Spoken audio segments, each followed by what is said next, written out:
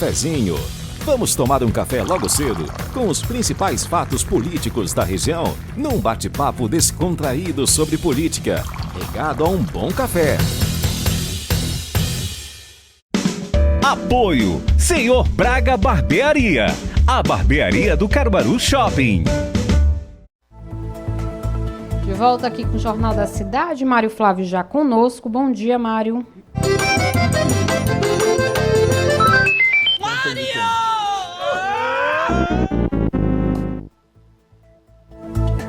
Bom dia, Laís, bom dia a todos. A gente começa hoje, né, esse quadro aqui falando da prisão do prefeito de Água Preta, né, que ontem, mais uma vez, né, foi alvo de uma operação da Polícia Federal. Ele já tinha sido alvo da primeira fase de uma operação e ontem aconteceu a segunda. Na primeira, o gabinete dele foi só alvo de busca e apreensão. Ontem, a Polícia Federal, ela de fato prendeu o prefeito, que está inclusive no cotel, todo enrolado, né? Acusações de lavagem de dinheiro, corrupção, agiotagem e por aí vai. A Viliane Gomes, ela preparou um material e trouxe para a gente aqui sobre a prisão do prefeito. Na sequência, a gente faz um breve comentário. A prisão ocorreu na casa do político em Boa Viagem, na zona sul do Recife. Ele já havia sido alvo de uma operação da Polícia Federal em maio deste ano. O delegado executivo da Polícia Federal, Daniel Silvestre, traz os detalhes sobre a investigação. Uma operação dilúvio, que se substancia no cumprimento de 7 ordens de busca e apreensão e um mandado de prisão. Essas buscas e apreensões estão sendo realizadas tanto aqui no município de Recife, na região metropolitana, e também no município de Palmares, todos aqui no estado de Pernambuco, para apurar, já no âmbito de segunda fase, um esquema de corrupção numa prefeitura do interior do estado de Pernambuco. A prisão é de um gestor dessa prefeitura, uma prisão que já foi cumprida, e como resultado da análise do material arrecadado na primeira fase dessa operação. Além da prisão do prefeito, outros 7 mandados de busca e apreensão foram cumpridos. O delegado da Polícia Federal, Márcio Tenório, que também participou das investigações e da segunda etapa da Operação Dilúvio, traz outras informações. A prisão do principal investigado decorre de atos cometidos a partir da deflagração da primeira fase, em maio, dizem respeito a tentativas de obstrução da justiça que foram identificadas e comprovadas após o dia 23 de maio, quando a gente deflagrou a primeira fase. E, além disso, a questão da identificação, a partir da análise da documentação apreendida na primeira fase, de uma série de outras pessoas vinculadas diretamente ao gestor, inclusive 2 filhos maiores de idade, os quais, ao que tudo se mostram, também eram utilizados para obstruir, para esconder o patrimônio ou dificultar a localização do patrimônio do gestor. Tá? Então, à vista dos resultados que foram obtidos na primeira fase, a Polícia Federal representou e o Tribunal Regional Federal da 5ª Região, por sua desembargadora competente, determinou o cumprimento das medidas que já estão em fase de finalização, como bem disse o doutor Daniel. A gente vai formalizar a questão da prisão e apresentar o preso em audiência de custódia, para posteriormente ser encaminhado ao sistema penitenciário do Estado. Ouvimos o delegado da Polícia Federal, Márcio Tenório, que trouxe os detalhes sobre a prisão do prefeito de Água Preta, na Mata Sul, Noé Magalhães. Viliane Gomes, Rádio Cidade. Todo mundo ouve, todo mundo vê. Pronto, o prefeito Noé Magalhães, né, que é do PSB, né, ele mesmo sendo Partido Socialista Brasileiro, né, que fazia parte aí do governador Paulo Câmara, ele tenta se aproximar aí, né, da governadora Raquel. Inclusive, Laís, naquele evento que teve em Catende, né, que a governadora esteve lá, né, naquele momento que choveu muito na região da Mata Sul, inclusive o Noé Magalhães chegou por lá e chamou a atenção que ele foi o prefeito mais espalhafatoso de todos que chegaram por lá. E essas acusações são graves, né, como disse aí o delegado. E agora, ele ontem na audiência de custódia, né, o advogado tentou relaxar a prisão, né, com que ele fosse para casa, com tornozeleira eletrônica e tal, e o judiciário não aceitou e ele está no cotel. Inclusive, todas as denúncias que culminaram aí com a prisão dele foram feitas pelo vice dele. Pelo vice? Isso. Então, eles romperam e o vice fez todas as acusações. E essa questão da obstrução da justiça é que chama a atenção, porque ela, no momento da primeira operação, né, a polícia deixou policiais federais, né, como a gente costuma chamar no interior o matuto, né, na tocaia, né?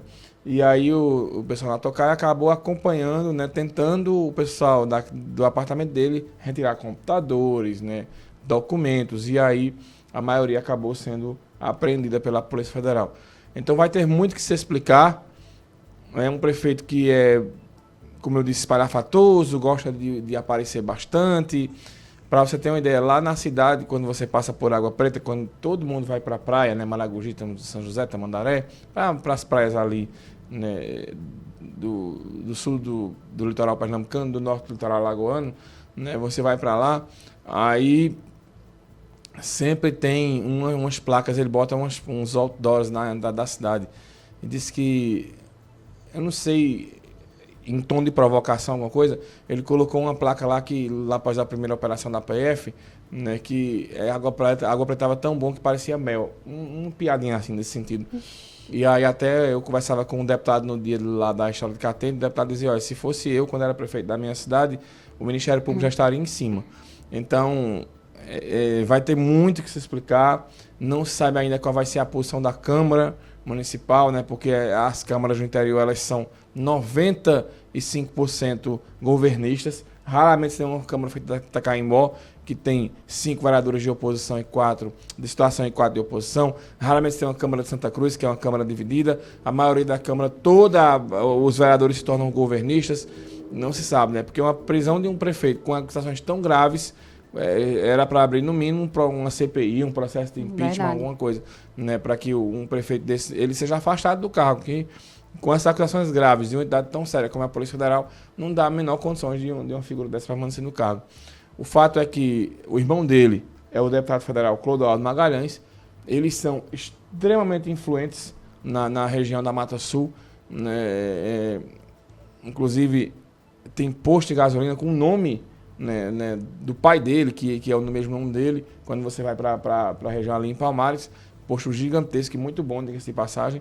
Um pessoal que tem uma condição financeira muito boa, né, e teoricamente não precisava disso. E além dele ser preso, ainda envolveu os 2 filhos dele na questão, né? Os 2 filhos dele também são citados no inquérito aí da Polícia Federal na investigação.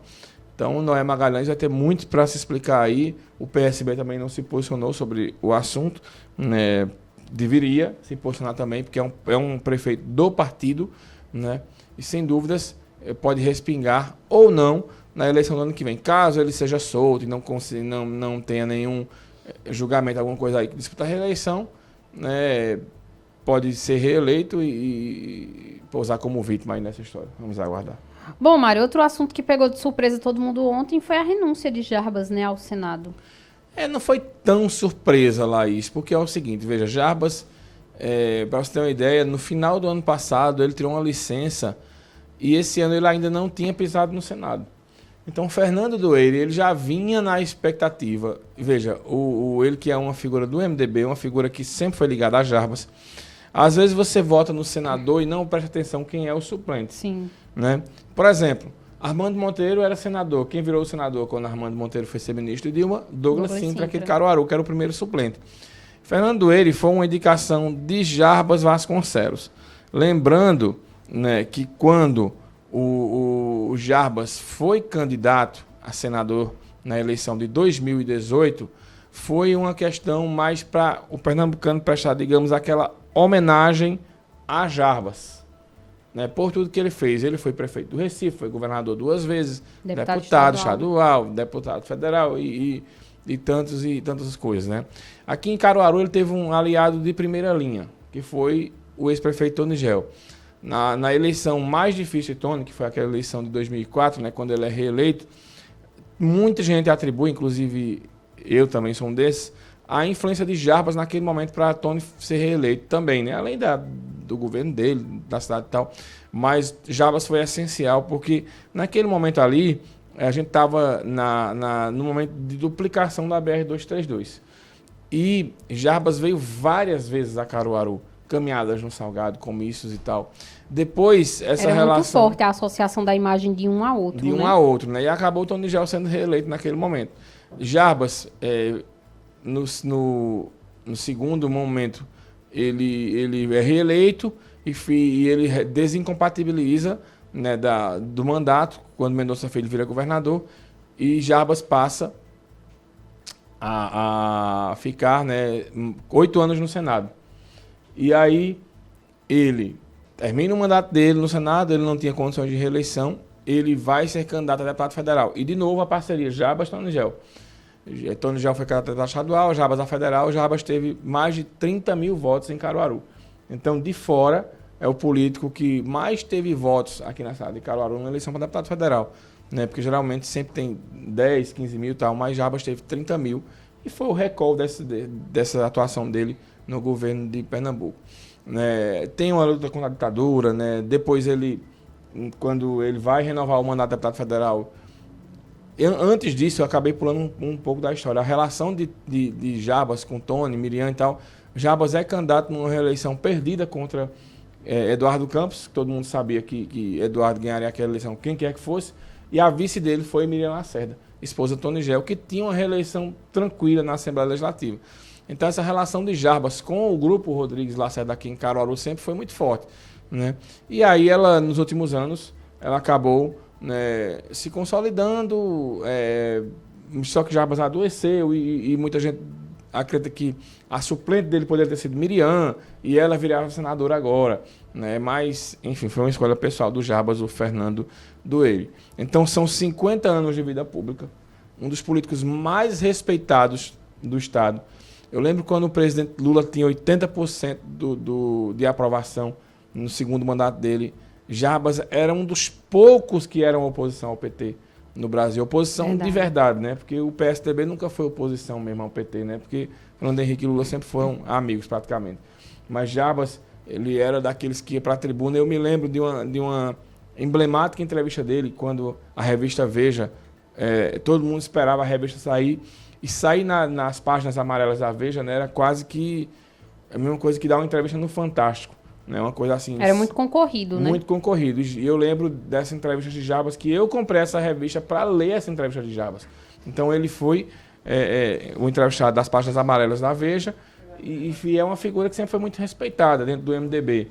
Nunca mudou de partido. Ele está no MDB desde que o MDB era MDB, virou PMDB e depois voltou a ser MDB de novo. Então, ele é cofundador do partido. Cofundador, tem uma história no partido que nunca precisou sair da legenda, ou por conveniência, ou por questão de sufoco de voto, enfim, sempre esteve lá. E esteve nos bons, na época das vacas gordas, e também na época das vacas magras, nos maus momentos. Então é um exemplo de político, né, que nunca teve o nome atrelado diretamente à corrupção. O pessoal da oposição reclama muito daquela história, privatização da CELP, não sei o quê. Mas o fato é que o dinheiro da privatização da CELP acabou sendo usado para a duplicação da BR-232 e assim, nunca houve uma questão de corrupção no governo, diretamente com o Jarbas, né? E aí ele entrou e saiu da vida pública sem nenhuma mácula, e aí, né, é uma figura bastante importante no cenário político aqui de Pernambuco, e sem dúvidas nenhuma, né, vai fazer falta a política, porque Jarbas é daqueles políticos que a gente chama das cabeças brancas, né, que é uma geração de políticos que ela vai passando.